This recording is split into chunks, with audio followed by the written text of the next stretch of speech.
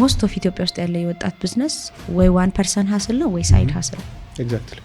እኔ እንዳልኩ ሰልፍ ሜድ ነኝ ሱቅ መሸጥ ነው ማቀው በቃ እኔ መሸጥ ነው ማቀው ነው እና ሐሳቤን መሸጥ እዚህ ውስጥ የመጣውን ነገር መሬት አውርዶ መሸጥ ነው ማቀው በጣም የሚገርምህ ነገር ቢዝነስ አድሚኒስትሬሽን ማስተርስ ራሴን ያስተማርኩት ቅዳሜና እሁድ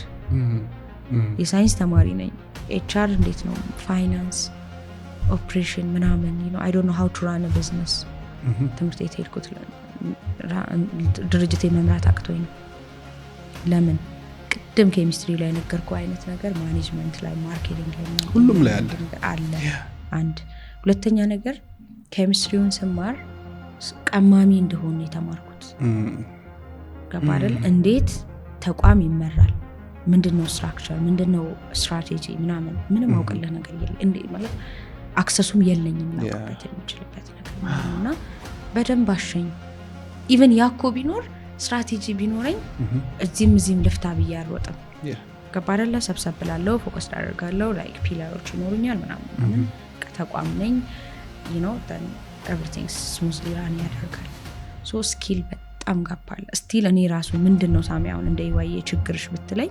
ይሄንን ገንዘብ ንግድ ባንክ ጋር ሎኬት አስደረገን ፐር ስታርታፕ 10 ሚሊዮን ብር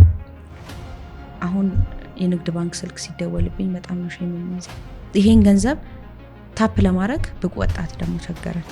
ልክ ያቺኛው ሳሚያ ማለት ገባረለ most of ኢትዮጵያ ውስጥ ያለ የወጣት ቢዝነስ ወይ 1% ሀስል ነው ወይ ሳይድ ሀስል ኤግዛክትሊ ስለዚህ የሚጠየቁት ዱ ዲሊጀንስ መኪና አይጠየቁ ቤት አይጠየቁ ማስያዣ አይጠየቁ ቢዝነሳቸው ከየት እስከየት መጥቶ ማርኬት እንትኑን በደንብ ግልጽ አድርጎ አሳይቶ ምናምን ሪተርን ኦን ኢንቨስትመንቱን ቁልጭ አድርጎ ምናምን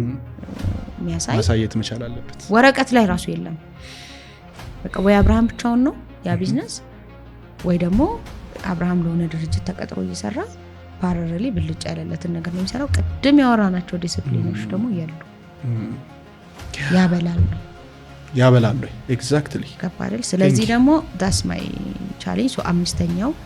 እንደውም አንደኛው ስኪል so ስኪል ኢንፎርሜሽን ኔትወርክ ፋይናንስ እና ፖሊሲ አድቮኬሲ so ግልጽ በሆነ ወይ